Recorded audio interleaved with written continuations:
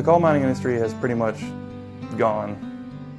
As we've seen people start to lose their jobs, it's been very hard for us to see them leave. There's nothing left. It's all gone. It is very painful to see the community hurt right now.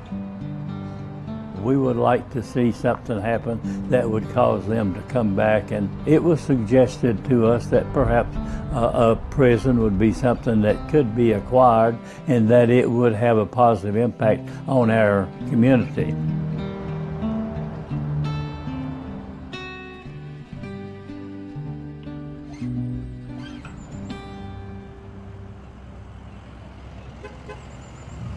In 2005, a group of business and community leaders got together to chart a new future for Letcher County.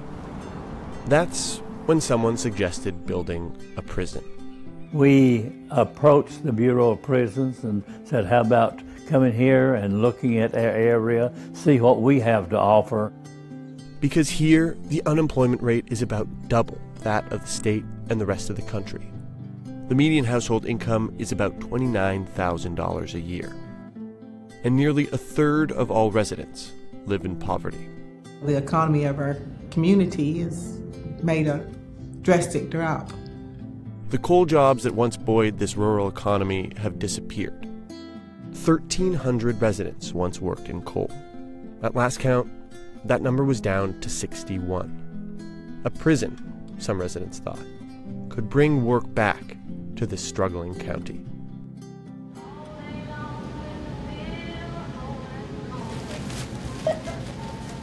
The decrease in sales, decrease in the profit, does make me very anxious, very nervous, very stressed.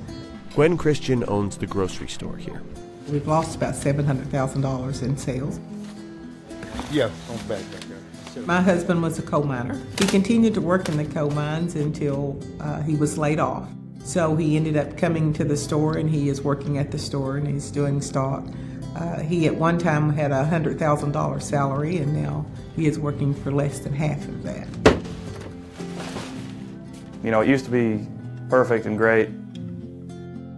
Like 30 years ago, 50 years ago, my grandfather, he worked in coal mines, and my dad worked there, and all my uncles did. If the coal industry wouldn't have went away, I would have probably followed in their footsteps. Aaron Boggs lives in a trailer on his grandfather's property. He's a student, takes care of the land, and waits tables at the Pine Mountain Grill. With few options for economic recovery, Aaron, Gwen, and others in Letcher County have been hoping for their peculiar savior. And in 2015, the plan seemed to be paying off. 10 years after the idea of a prison was first raised, the Bureau of Prisons allocated $444 million to build one. Here, on, of all places, a former mining site.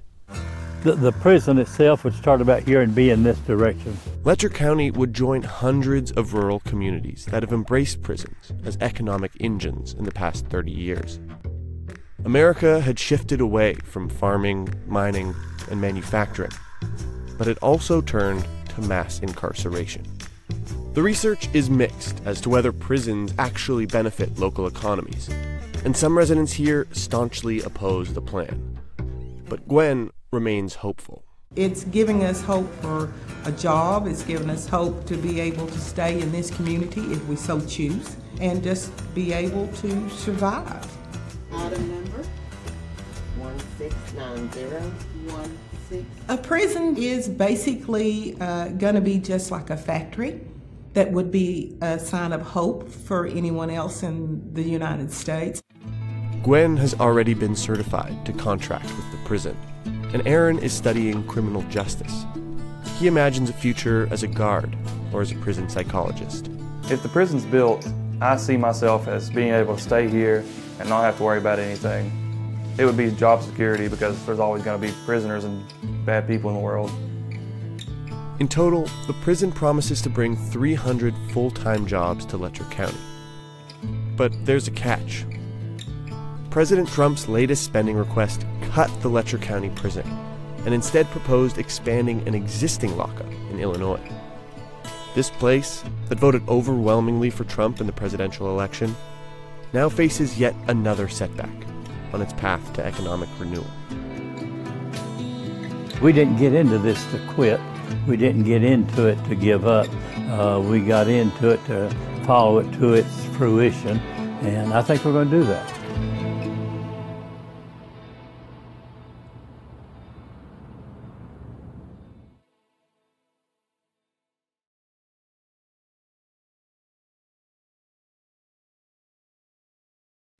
Hey, NBC News viewers, thanks for checking out our YouTube channel. Subscribe by clicking on that button down here and click on any of the videos over here to watch the latest interviews, show highlights, and digital exclusives. Thanks for watching.